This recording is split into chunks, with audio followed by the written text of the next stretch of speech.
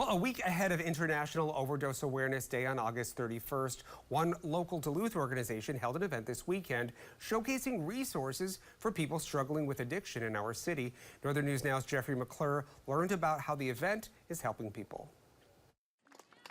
She went to treatment a couple different times, and it was coming back home and just not having the resources that she needed. And at the time also, I didn't have the resources that I'm so aware of now. Carrie Sorensen lost her 22-year-old daughter to an overdose 2 years ago.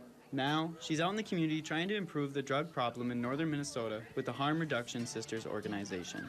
There's been a dramatic decrease in non-fatal overdoses and fatal overdoses, and that is the result of community awareness and education and widespread Narcan availability. The community showed their support for those dealing with substance abuse on Saturday.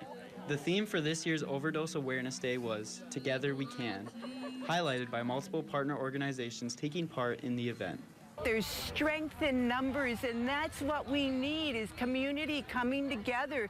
We live in such a divisive world that it's depressing, right? And so people die in isolation, and what we're doing is bringing people together. The event was filled with educational speakers, musicians, and artists from Duluth to showcase the support in the city. For Carrie, she just wishes she would have known all the options earlier.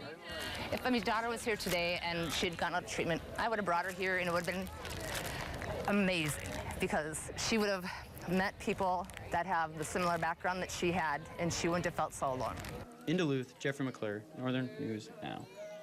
And as we said earlier, International Overdose Awareness Day is held each year on August 31st. We've got more information about the resources available at northernnewsnow.com. Well, the